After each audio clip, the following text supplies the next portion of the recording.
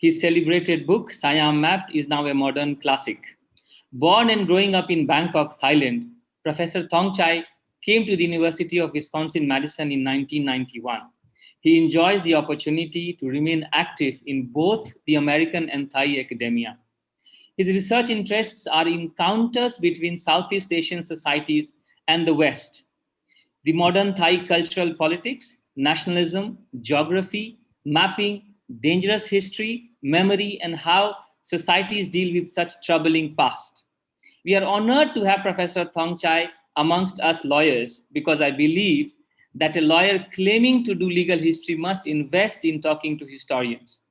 One of the deeply dissatisfying aspects of the turn to history in international law is that despite its claims, the history by lawyers, I think, recenters Europe epistemologically. In other words, doing history of law without first paying respects at the altar of its method might lead to quote from Professor Thongchai's minimalist bio at the University of Wisconsin-Madison, what he calls dangerous history. We surely do not want to do that at our Center for International Legal Studies. Please help me welcome today Professor Thongchai Vinichakul for our first webinar of spring 2021 titled Siam and Semicolonialism that we are organizing in collaboration with University of Addis Ababa IHL Clinic. The floor is yours, Professor Thongchai. Thank you. Thank you very much for inviting me to talk on this subject. Over the years, I cover so many things on, like the subject about semi-colonial Siam. It's mainly on 19th to early 20th century history. That's the main academic interest. At the same time, it's hard to explain to people why I am also see the connection between late 19th to early 20th century to the present. I mean, it's easy to explain to historian, but for other people, it's not easy. But let's say, in my view, that arc, that connection is so clear.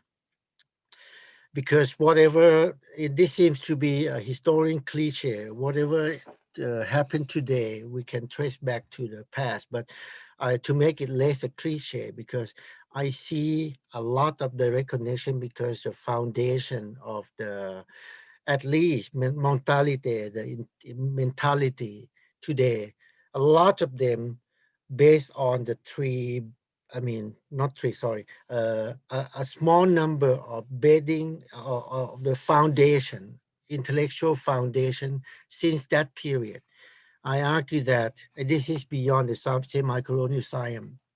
I argue that each bedrock, each foundation is established around 1885 to 1930. I didn't write it in English. I wrote this in Thai, published in Thai.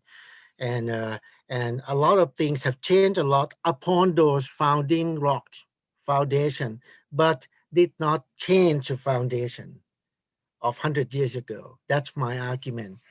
But all of those 5, 6, 7 foundation or bedding rocks of intellectual foundation is based on assumption that Siam is not non-colonized country. You see, if anybody who knows Thailand, anybody who studied Thailand, anybody, even I think people who educated, people who know something about Thailand, would say that Thailand was the only country in Southeast Asia that was never colonized by the European. Not just the popular belief, not just a general belief. You can see from guidebooks to academic texts, they say the same thing. It has, this one become indisputable fact, become a premise of scholarship on Thailand, become the premise of general knowledge on Thailand since the early 20th century. All kind of modern disciplines, modern knowledge built in the past 100-something years, at least based on this premise that Siam was not colonized. But all my foundation, intellectual foundation, is based on the argument that no, that is not true. Siam is formally was not colonized, but look at many conditions. In concrete conditions, we can see that as I'm going to explain, we can use different terms for kind of quasi, semi, crypto, whatever colonialism. But let's say it's not never colonized. That's that's the argument that I mean that's a kind of different premise. So for years, including in the book that I mentioned earlier by Professor Papaka, I mean, maybe more difficult to explain to Thais than explain to foreigners. Uh, it is semi-colonial. I don't use this term strictly. I don't even try to define it. In fact, I have used a number of terms, including I'm going to mention crypto colonialism. In the end, I fall back to semi-colonial because not because it's precise, but because it's vague enough to include different conditions that people emphasize by different terms to cover a number of things, but all of them signal that Siam is not true, that Siam was not colonized. It was under certain condition. And you see in the end that what I explained as a semi-colonial condition in Siam, in a number of ways, you might say this is also under colonies. It's just, I mean, many colonies have similar situation. I would say yes. If we can imagine a term of diagram, 3 or 4 circles, I think it's not like completely colonized, not colonized, it's semi-colonized, not completely 3 rings separate. Now I think it's a kind of overlap between the 3 rings. And for me, I'm not a theorist. I'm not trying to be. I'm not going to try to define where is the mark between the 3 rings. Colonized, fully I mean, a colony, semi-colony, and completely non-colonized. I'm not trying to. I think they are kind of uh, many things is common, but let's say let's start from what does it mean Siam was not colonized? I mean, what does it mean that people have said so far conventionally? In conventional history, the narrative that Siam was not colonized would go, I would say is we can summarize into 3 uh, composition. I mean, the narrative comprises of the following 3 things.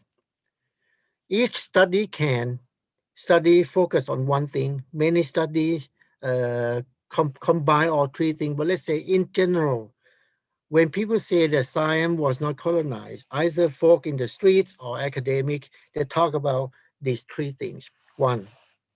Number one, Siam was under threat from European powers.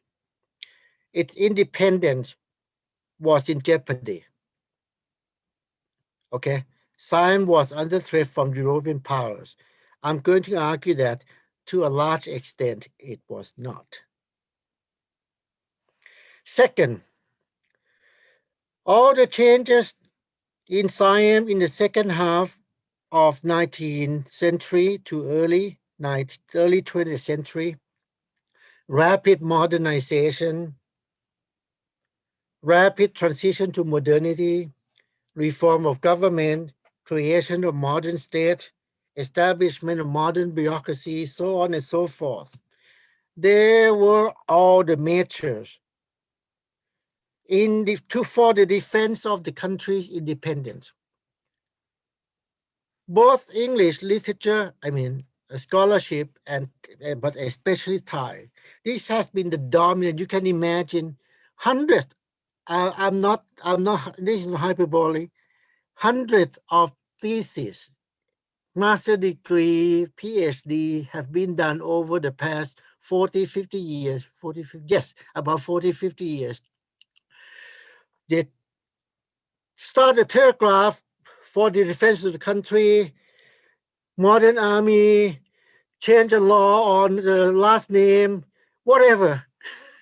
All of that predominantly for the single reason, for the defense, for the sake of independence of the country. You can imagine, I used to joke that, okay, we also kill mosquito for the independence of the country. You can say that. I mean, anything you can bring in to argue that they're all for the independence of the country, to save the independence of the country. The argument will follow soon that no, the modernization is for a different reason. Number three, Siam's independence was the outcome of the skillful diplomacy. The Chakri monarchs saved the country, to put it simple. The Chakri monarchs, the monarchs of the Chakri dynasty, I mean the present dynasty, the Persian dynasty, the Chakri from the Sanskrit word chakra, from the Chakri dynasty since 1780 something, 85, yep, 1780, 82, sorry, 1782 until the present one dynasty. The brilliance of the Chakri monarchs in the second half of 19th century to early 20th century, they are savior. Some even go as far as portraying them as if they were anti-colonial heroes. Then you can imagine anti-colonial hero in India, in Indonesia, in many other countries. For Thai history, they portray the Chakri monarch as the anti-colonial heroes of the country. I'm going to argue that based on the first and second argument that I'm going to counter, we see that number three also fall apart. But I tell you in advance that I'm going to argue that number 1, 2, 3 mentioned right now, I'm not going to completely reject it. No. To some extent it's true, but let's say we did not see the other side. We did not see different aspect of what's going on during the time. Anyway, back to our issue. My argument is that the effect of such premise, the premise that Siam was not colonized, have fundamentally shaped the entire field of Thai history. Threat to the country's independence and attempt to save the country have been all-encompassing historical explanation of all matters in the 19th century, which is foundation of modern Thailand. The result of this premise is not limited to historical scholarship. It's to many other disciplines of knowledge, but even more than that, it becomes an ideology, a strong state-supported ideology. History scholarship and state ideology intertwine. I'm not sure which one is the cause, which one is the effect. In Thailand, I argue that the strong, not the only, but let's say one of the most important state ideology is royal nationalism. It's just not nationalism, but royal nationalism, meaning the nation belongs to the king. If I assume that many of you or most of you know Ben Anderson Imagine Communities, right? Would you say that Anderson's nation is commonly imagined collectively by people who are horizontally social order, people who are in horizontally social order, imagine about common knowledge or common community. In the Thai case, Thai imagined communities is different kind. It's a community that people who are subjects of the monarch. Imagine together that we are all the same community of people under the monarch. So the society and social order is inherently hierarchical already, because we're all the same under the monarch. We're all citizens who are loyal to the monarch. So that is a kind of royal nationalism which span out, producing so many kinds of ideologies and knowledge and scholarship produced under this kind of ideology for the past 100 years. That's what I try to crack. And people who have chance to read Siam maps, in a way, it's a kind of colonial encounter, in a way, history of geography, in a way, history of mapping. I'm not going to explain, but I would say that my ultimate intention is ultimate alternative narrative of Thai history. In that book, the monarch is not the hero. Modernization is not because they want to save the country, and Siam was not under threat. Now, the main question now you can get it. Was Thailand never colonized? Really? Critical scholars have argued that the notion of that Siam was never colonized is problematic. This is, let's say, to make it short, a lot of scholars, including, non-Thai scholars, still follow the premise that Siam was not colonized. But let's say, but critical scholarship have happened in the past maybe 30, 40 years, slowly from small to and become more and more people, mainly in English. Meaning this kind of idea that I'm talking to you right now today is still very hard to talk to Thai, including scholars. They don't buy it. But in English, critical scholars have argued that the notion that Siam was not colonized is problematic. It is misleading. It has been the constraint, the limit, the hindrance, even obstacle to understanding Thailand. This argument that is problematic has become more common in recent decades.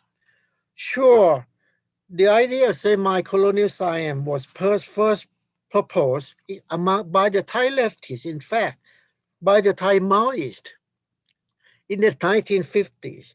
But not because they care about scholarship that we talk about, because they follow the Maoist formula of semi-colonial, semi-feudalism.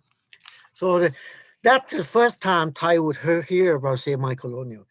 Uh, in the 1980s, I jumped from the 50s because the impact is limited to the 80s when the idea entered the mainstream scholarship to some extent in Thailand by leftist scholars, brought the idea of semi-colonial scholarship together with, some other related ideas such as neo-Marxist theories, dependency theories, so on and so forth, with the name of Andre Gunther Frank, Hamza Alavi, so on and so forth.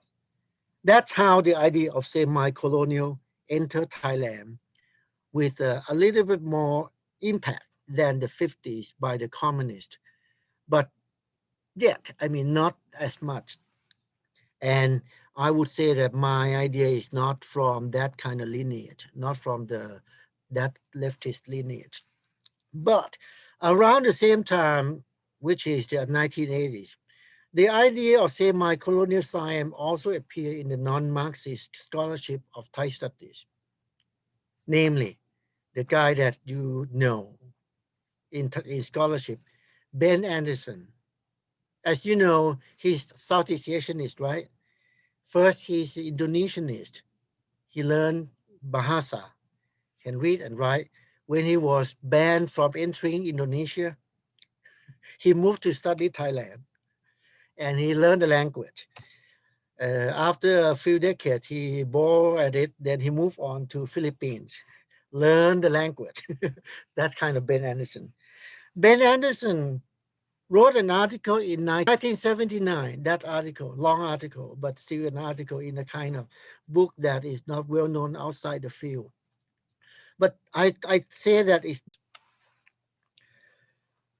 though, some people use particular concepts such as crypto colonialism, peripheral colonialism, neo-colonialism, so on. Now, what does it mean? Semi-colonial condition of Siam in late 19th century to early 20th century. I'm going to tell you a number of things, but keep the following four words in mind: collaboration, collusion, betrayal, and threat.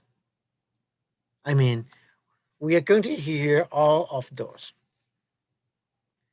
I won't deny that Siam was under threat, but to what extent? What the problematic premise I have criticized, I have mentioned so far, what is problem is that they did not see the collaboration and collusion. By 1880s, by 1880s, to be more precise, by 1880s, they met or they almost encountered one another on both sides surrounding Siam, on the western front, on the eastern front. Now, keep in mind that at the time, it's not modern politics. It's not territorial state yet. It's a kind of feudal state with blurred border, which means the French and the British conquer or colonize territories on western and eastern sides of Siam, taking over the periphery or the vassals of the imperial Siam. Keep in mind that Siam at the time was a regional imperial power. It's a center of power, a center of the power, not the. Burma is another center with a number of vassals. They were colonized by the British.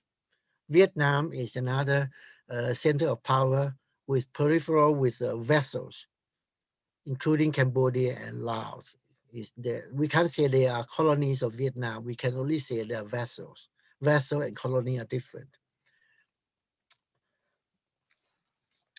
Once they reach the two sides, western and western side of Siam, both of them, the French and the British, have certain sections in the government of UK, of the Britain and France, to leave Siam as a buffer because they don't want to confront one another.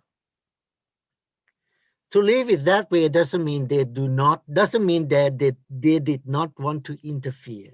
They wanted to, but not to the extent that they did not want to colonize Siam because they don't want to clash one another.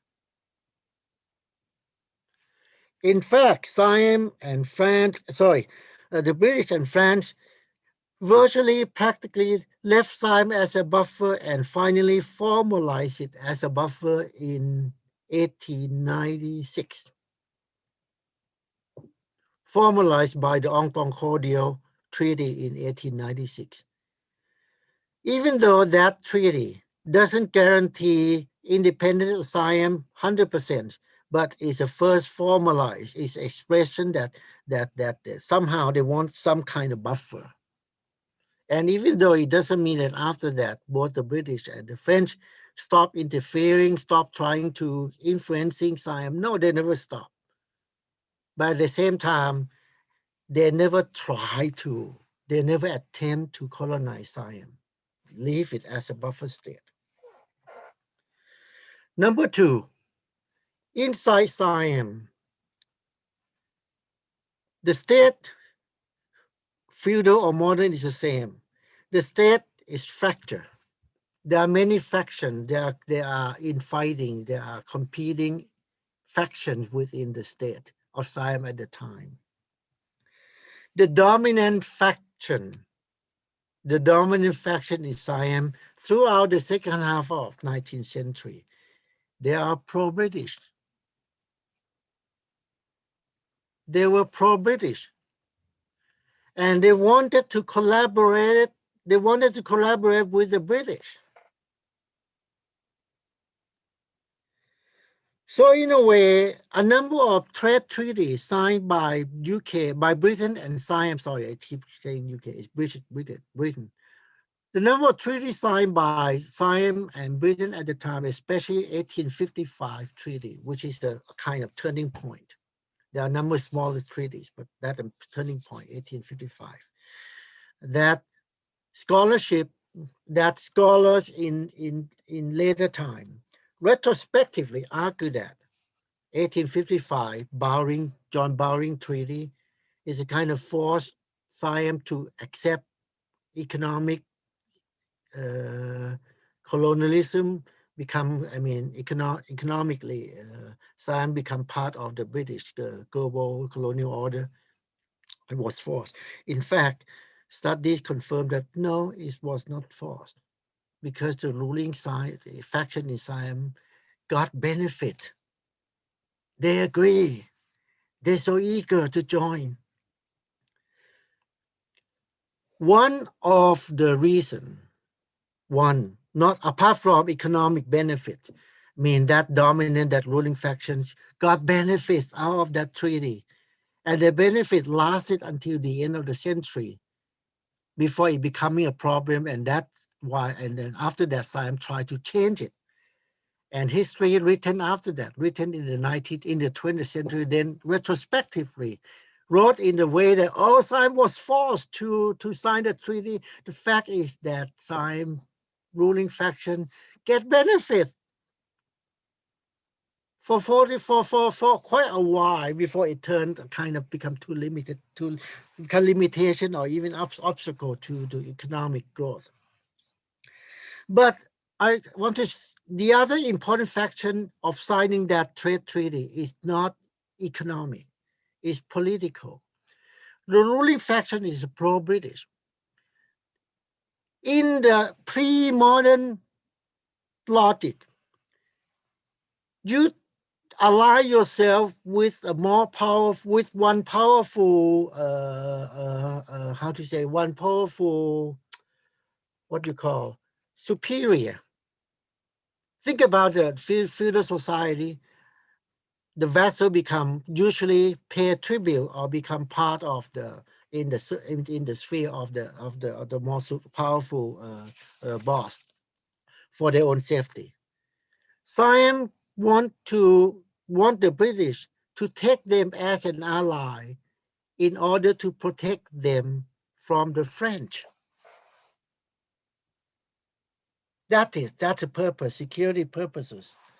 That's the purposes. So the first, for a long while, maybe almost half a century, it is collaboration, is collusion, because they got benefit, economic and security.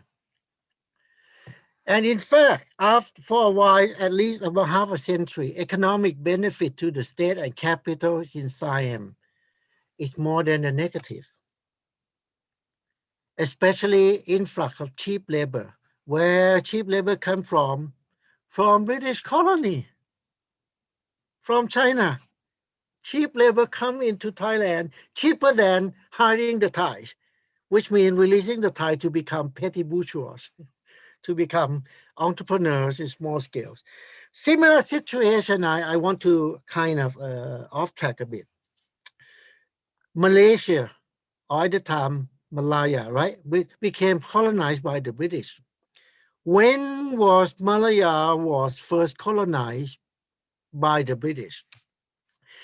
1870s. Why it took so long? Keep in mind that the British landed in Penang, rent Penang from the Sultan of Kedah on the western coast of the Malay Peninsula in 1780s. 90 years later, the British decide to colonize the Malay Peninsula. Throughout that 90 years between 1780s to 1870s, 1780s to 1870s, there were infightings among the British faction within British India, because at the time British Malaya was extension of British India, same as Burma was extension of British India. they were not, I mean, at first, Burma was not a separate country until independence, but Malaya is a kind of, the British want to trade, the British did not want to colonize Malaya. In fact, the argument goes at the time, as the argument goes, it's too costly for the British to take over all the petty state in Malay Peninsula. It's too costly to keep the security and order because the infighting among the petty state in Malay Peninsula is so much. The British didn't care about the infighting. The British only want to trade. To the extent that by 1870s, the faction that argued that the cost of keeping peace among the conflict among the petty state in Malaya is higher than colonize them. Then the British took over.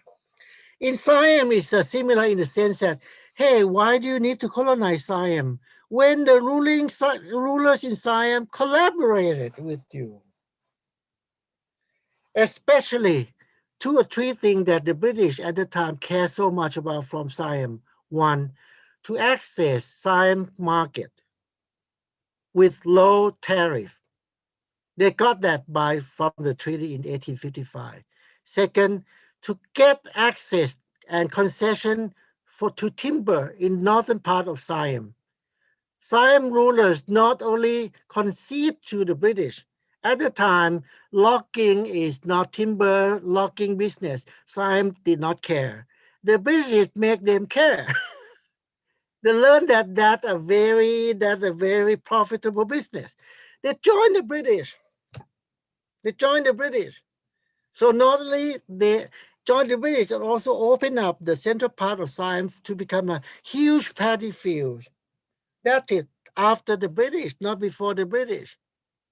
So the economic growth, economic benefit, and the transformation of the whole economy have took place partly in collaboration with the British. And the Siamese ruler get benefits of that. There's one more thing. I'm going to go a bit faster. How about extraterritoriality? This might be interesting to you. Most of the, I would say all of the retrospective explanation in the 20th century argue that, Siam lost judicial independence since year, since the British kind of signed the treaty. 1855 as well. Practically, in concrete terms, extraterritoriality doesn't change Siam's judicial system until very late, such as I think until 1880s or 1890s. Why? Before modern Siam, different segments of people, I go slow here, different segments of people have their own judicial, that has certain, it's become jurisdiction. There is no sense of modern integrated sovereignty. The sense of modern integrated sovereignty, modern integrated judiciary, no, it hasn't existed yet. It didn't exist yet. Before the British, the Chinese have their own court. Of course, under the power, the superior power of Siam, but among the Thai themselves, they have separate segments. They separate people into groups and have different jurisdiction of court. So when the British enter in the 1850s until about 1880s, think about the target they think about at the time is not local people who become foreign subjects. It's the British, it's the French, it's the European. This number is so small. The British want to protect their people. Other countries join the British, sign the similar treaties. They want to protect their European people in Siam. This number is small. The problem started to grow and quickly from the 1880s when the Chinese, including many Thai, signed themselves to become subjects of the British, of the French, of the Dane, of the so on and so forth in Siam, that Siam cannot control anymore those people. The number of population grow that, I mean, the growing number of population that they are local. I didn't use the word native because they are Thais, but mainly the Chinese, the Vietnamese who live in Thailand, the Indian too. They sign themselves to become the subject of foreigners, including people who start publishing newspaper in order to avoid Siam's law because they want to criticize the state, criticize the monarchy. They sign themselves up to become British subject, French subject, and they can publish because they are under different laws. So extraterritoriality was not the problem, had not been the problem until late 19th century and become explosive problem in 1900s. That's why I say it's not that extraterritoriality is not the problem, but looking at history, why Siam agreed to that in the first place, because it's not alien concept to them. Why Siam agreed to join the British trade to become part of colonial global order, because they got benefit until later 20th century it become limitation for economic expansion. Why they agreed to become, I mean, they want the British to become the kind of guarantor for security against the French. In the end, it failed. When the French really move in and also threat to take over the whole Laos country, first, they didn't take over Laos.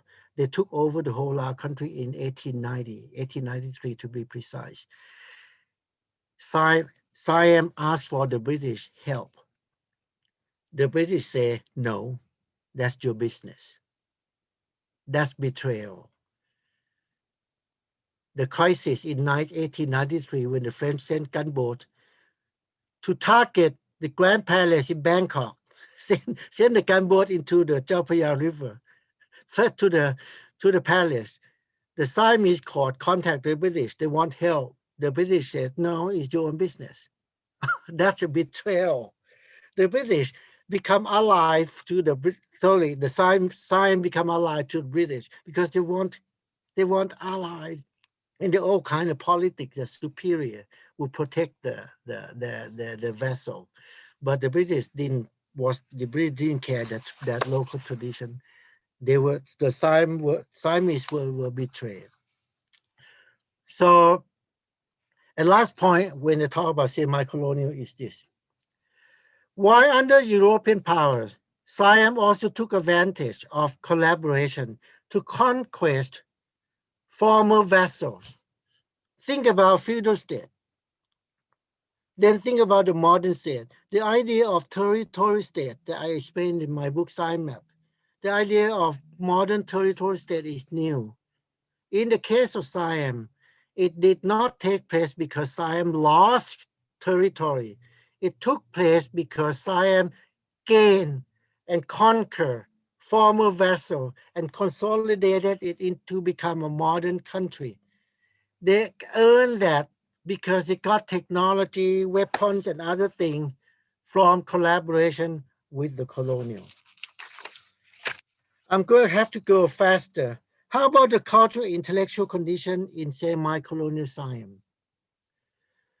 The modernization did not take place in Siam only because they want to counter the colonial powers, or because they want to save the independence. In the eyes of Siamese rulers, keep in mind, I just mentioned a moment ago, they conquered the vessels, right? How? They always thought that they are superior than their vessels, than Laotian vessels, than the Malay vessels, than the Khmer, the Cambodian vessels, so on and so forth. When they collaborated with the British, the Siamese rulers believed that they were on par with the Europeans. Or if not on par, at least they are in the same league. They are in the same category with the European, which means they are civilized. Regardless of the European view of Siam at the time, I wrote separate articles that Siam sent things to show off in the world fairs a number of times around 1890s to early 1900s. Every time, the European and American treat them as semi-barbaric. Treated as semi-barbaric. But for Siam, they show off their civilization. And Siam adopt that model, even the world fairs, to have a national exhibition in the country. National exhibition would show off that the rulers is civilized. The people, different regions are semi-barbaric. So Siam eager to civilize, eager to become civilized. They adopted many European to make sure, to assure themselves and to show the superiority of themselves over their vessels, over their people, because in their mind, they thought that they're same league as the Europeans. Again, regardless of the European thought of them. At the same time, all the technologies of rules, government, administration, taxation, economy, business, communication, transportation, infrastructures, all of those modern technology was introduced into science in the second half of the 19th century.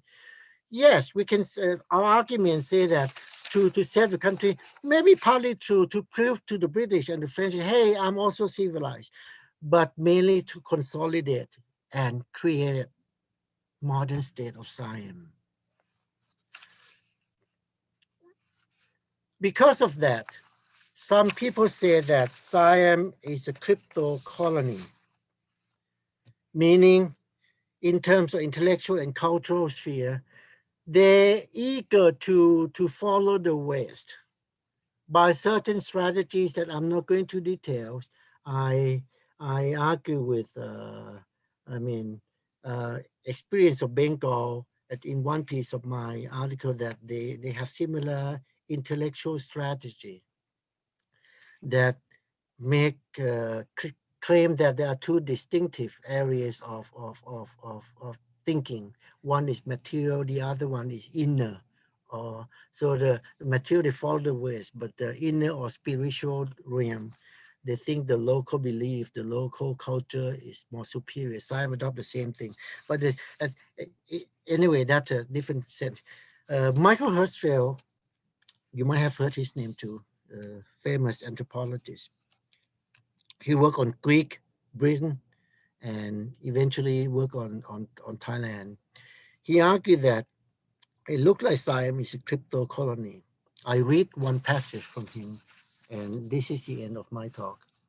One passage is, crypto colony it means the curious alchemy whereby certain countries, buffer zones between the colonized lands and those as yet unnamed, were compelled to acquire their political independence at the expense of massive economic dependence. This relationship being articulated in the iconic guise of aggressive national culture, fashioned to suit foreign models. Such countries were and are living paradoxes, meaning they are nominally independent, but that independence comes at the price of a humiliating form of effective dependence. That's it. To me, the condition of being a colony, formally colonized or informally, directly or otherwise, the conditions of a semi-colony or neo-colony, and to some extent, the condition that we now familiar with, the things called post-colony, are more nuanced and overlapping.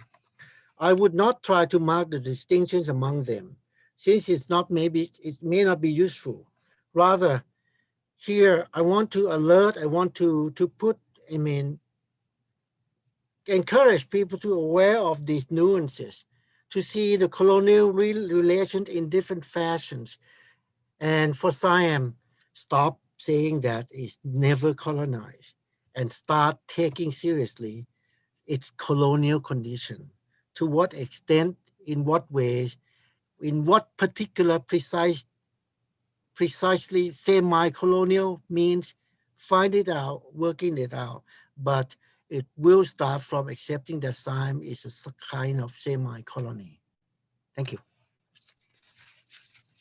Thank you, Professor Tong Chai, for this wonderful um, lecture.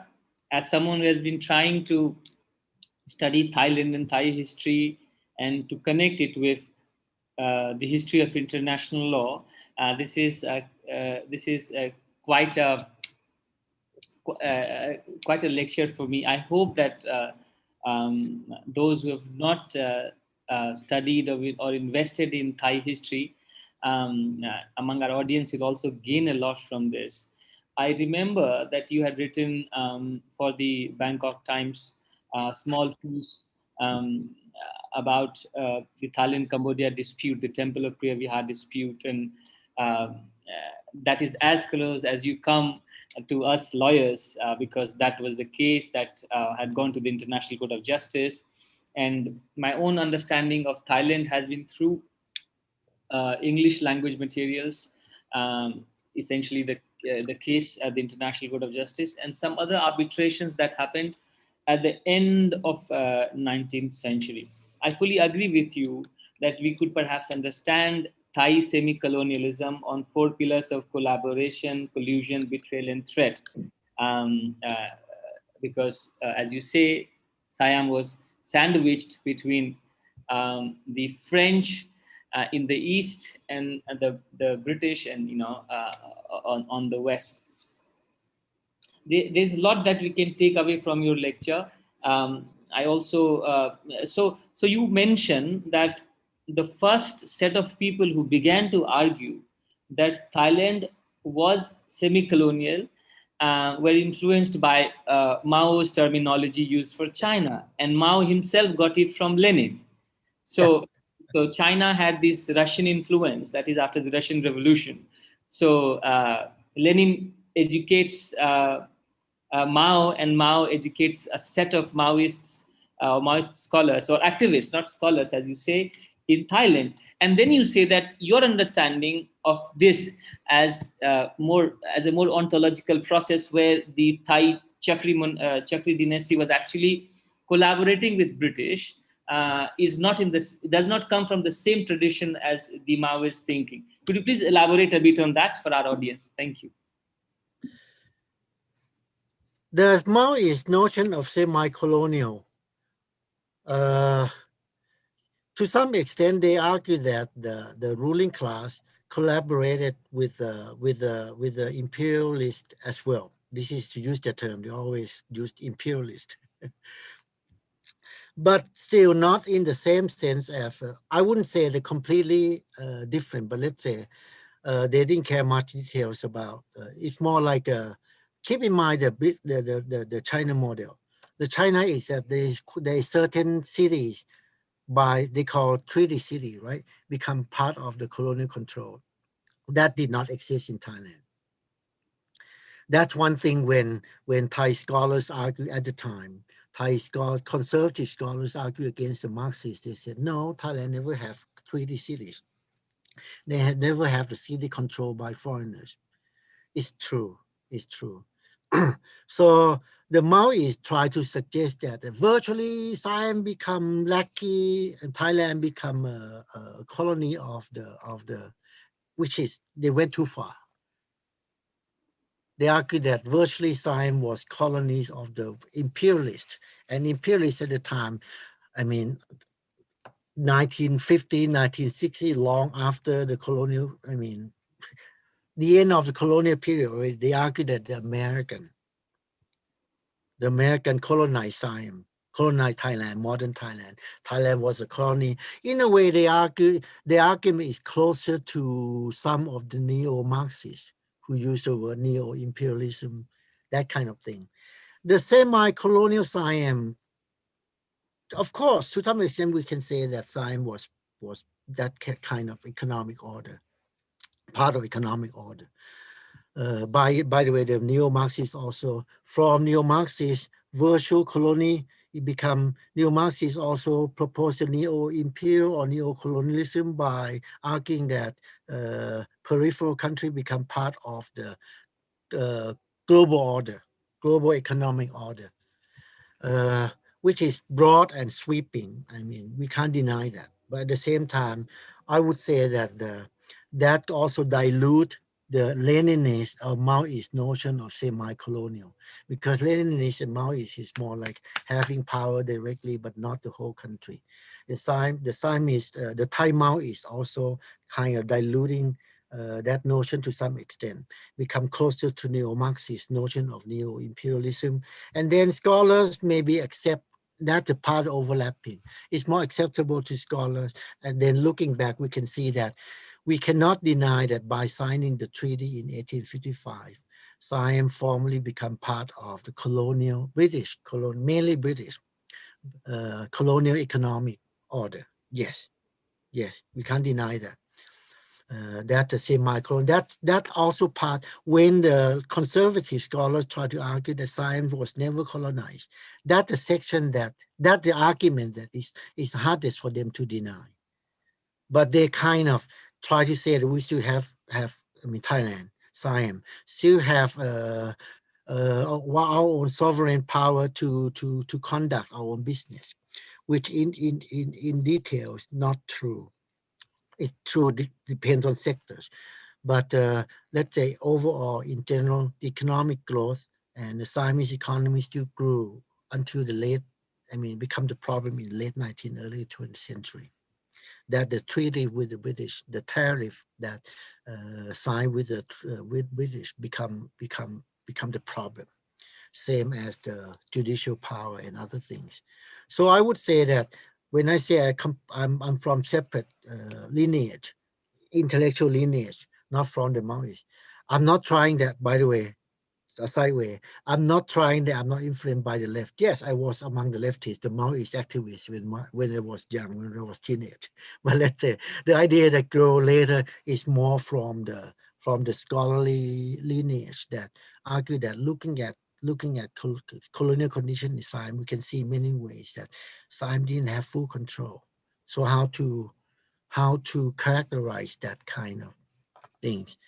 And the Maoists never talk about judicial in the, I mean, the extraterritoriality. They sweeping said, oh, we lost it. They say the same thing as a conservative.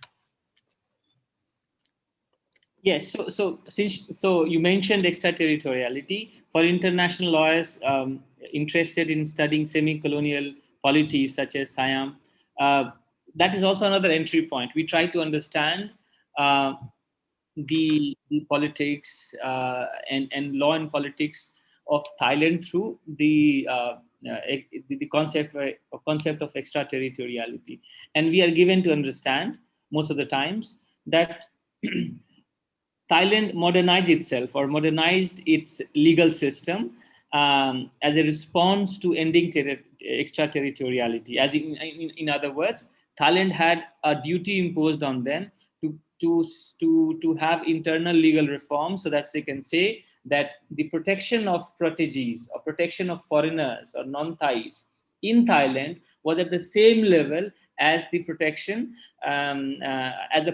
offered to foreigners in England or France, etc. And that became a way for Thailand, that kind of pushed Thailand for legal reforms. And very interestingly, in that process, the Japanese kind of, so Thailand had a different historical relationship with Japan. So Japan kind of was the first to actually very clearly say that if Thailand modernizes its judiciary, conducts legal reform, extraterritoriality shall end. Another thing you point out is that it is by choice that the Chinese filtering into Thailand or Indians filtering into Thailand or other non-Thais, however you define it, ethnically or linguistically, but they were all filtering into Thailand, um, maybe for economic, occupational economic purposes, and they realize that it is better to become a British in Thailand or a French Yep. in Thailand or a Danish in Thailand so that they can actually benefit from Yep. Thai economy while being critical of the monarchy because you are no more a Thai citizen, but you are a protege, right? Yeah. So my understanding, again, as a lawyer, is so could you please explain to us how, as you said, through newspapers, they were able to actually voice their concerns, unlike the native Thais. So, and at some point, I read somewhere that the number of proteges in Bangkok became so much that the king was worried that there are more proteges than the Thai citizens to govern, and he was being held captive through as if people from below and not kind of from people from the top. So maybe some light on that sort of aspect of of protege formation, and that leading to the solidification of Thai monarchy, or Thai monarchy thinking on the lines of creating a sovereignty in the model that the West had given to Asia. Yep. Two issues, two interconnected issues. One is about protege, or they call foreign subjects in the land, protege of foreign subjects on the land. The second is the legal reform or modernization of the legal system. Uh, yeah, I just finished one long article, you can say short book in Thai last year on legal history. Exactly on that point, I argue that reason that you explained, that's a typical, conventional, typical textbook narrative on Thai legal reform for years until the present, because if anybody at least convinced by me, it's just last year. I argue that also only partly true. I would not deny that it's all completely is false. I would not say that it's not completely false, but it's only partly true. Okay, talk about protege first. As I mentioned earlier, but now to make it clearer, the part that this is my personal opinion as a historian of Siam, the part that people have not in Thai English, have not even begun to study, is what is the judicial system in the pre-modern time before having those protege. Of course, there are a lot of studies, but not in the sense that I would say my point is that how did they treat the foreigners in the land before that? Yeah, that particular question. How did the old Siam treat, judicially speaking, the foreigners in the land? The issue was mentioned here and there in passing, but never really. I believe I said earlier actually, but let's clarify now. They have separate jurisdiction. The Muslim take care of their own people. The Chinese take care of their own people. The Indian take care of their own people. Likewise, I don't know by language, by culture, by dress, or by what, but let's say they can identify how they classify foreigners. I'm not even sure how they distinguish between the Javanese and Malay. I'm not sure. Do they distinguish the Persian from the Arab? I'm not sure. Do they distinguish between the Western, Eastern from Jambudipa from India? I'm not sure. Maybe the category could be mixed up. Let's say they have the sense of these aliens. Aliens have their own courts. Aliens have their own courts.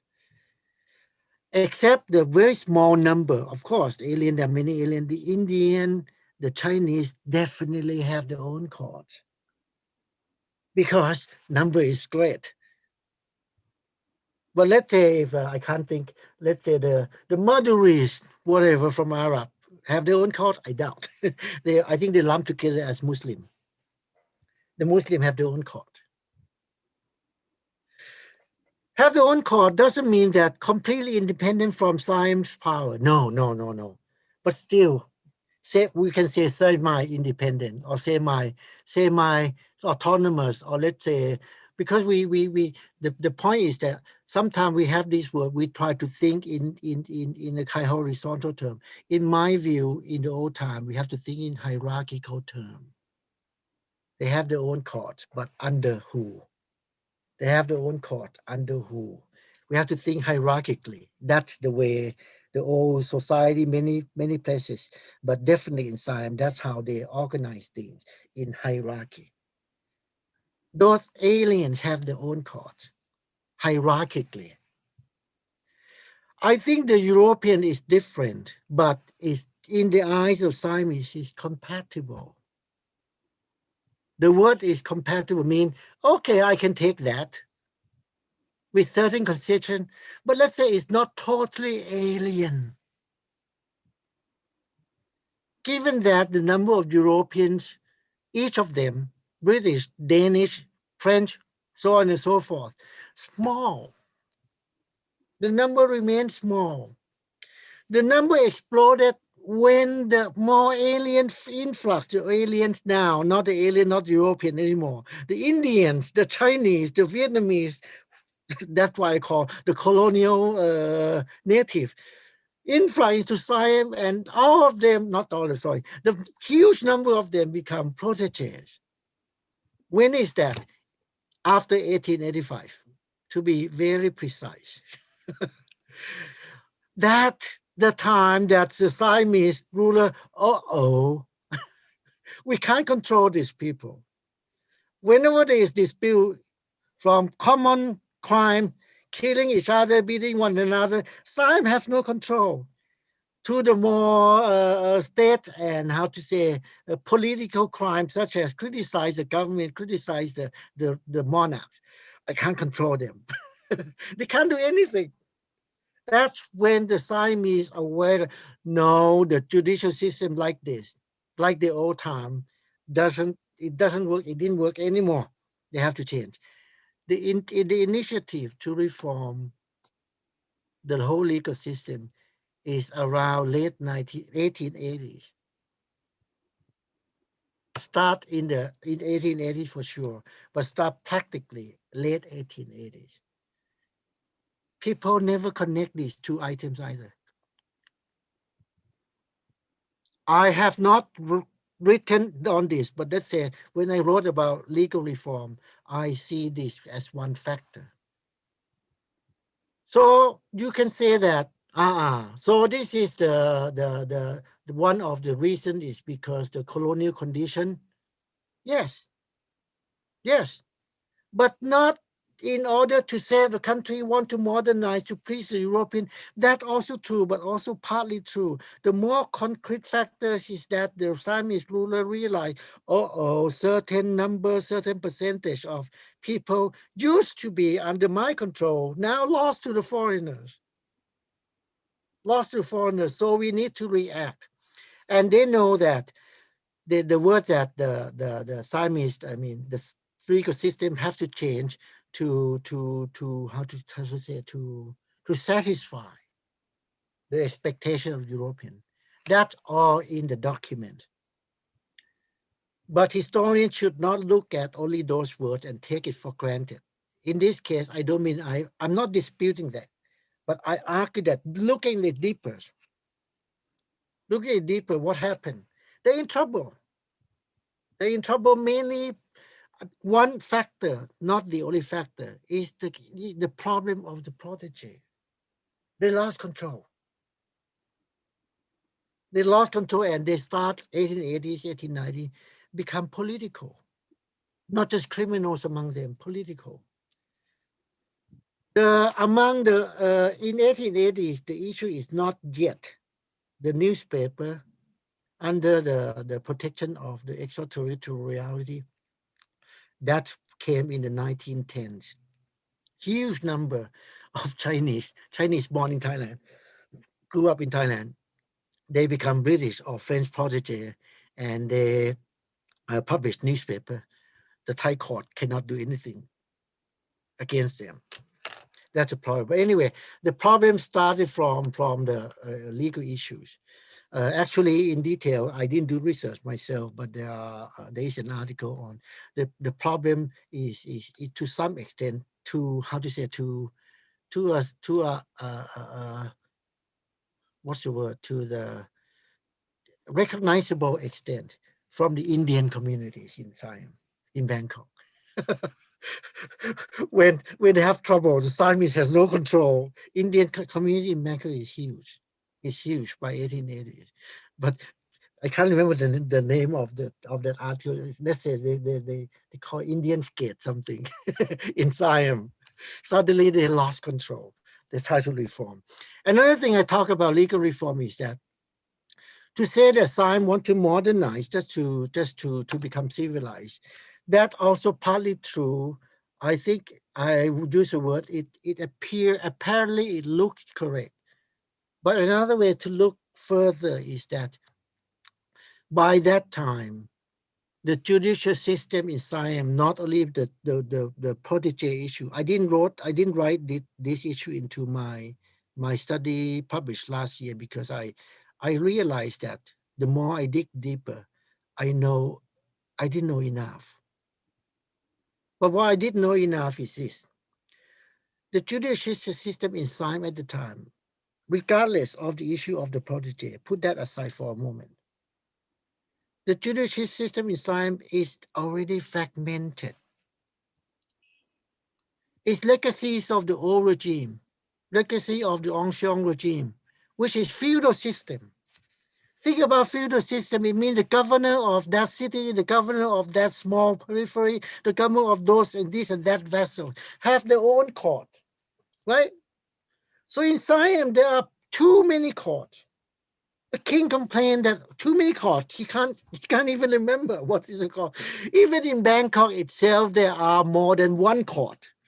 It's not territorial based. It's not territorial based. It's not ethnic or people based. So many kind of based, including bureaucratic. Which department? In the old time, each department have their own court. I don't remember. I used to remember what is the number in Bangkok and the number of the whole country. But in Bangkok, the number is more than dozens. I don't remember exactly. Court have their own jurisdiction. All, of course, under the hierarchy of the king. But the king can't remember. Then think about outside Bangkok. There are the court in many vessels, in many cities, governor of this, governor of that. Judiciary in Siam at the time is already fragmented. Not only jurisdiction, the law at the time, there is a court allegedly derived from Dhammasatra. But in fact, that's another small argument I made, that Siam Dhammasatra is so different from the Hindu Dhammasatra. So different that you don't recognize it. If you guys study Dhammasatra, you look at Thai Dhammasatra, you say, no, it's not the same. Just the name only. That's the only code. Otherwise, beyond that, the written or the coded law in Siam depends on those fragmentation of the courts in the land. Some copy this text, some copy other text. And the rulings of different courts, different jurisdiction on the same issue are not different, and are not the same. So Siamese court, the judiciary is in chaos. Is in chaos. So think about the absolutists. Late 19th century is the period of absolutism in Siam. Absolutism is not the feudal society, although it's not feudal state. Absolutism is a modern state. It's a modern state in the period between the feudal and the modern and then the modern whatever. I mean the state today, right? So absolutism at the time, suddenly the king realized not just he lost the power over the protege, but he can't control the jurist. I mean the court in every. I mean too many. Not that he didn't have power, but it's so chaotic. The law and how it's applied, and even how it is interpreted, have become so different, so diverse. So the missing part of the conventional narrative for Thai legal history is that they claim just to please the European, bring in the Japanese to help them modernize. And after that, yeah, we become modern legal system. No, the missing part is that the reform of the legal system is to serve the absolutist state, to serve the territorial, integrated, consolidated, modern state under absolute power. That's why the problem is in Thailand. You might have heard the news today. Thailand have very low regard. They don't care about rights. In the first modern law in Thailand, 1907 or 1908, in the argument, in the proceeding, in the process of drafting the law, the drafter make it clear that political rights, civil rights, voting rights doesn't need to be in the law because Siam never have this. It's excluded up front.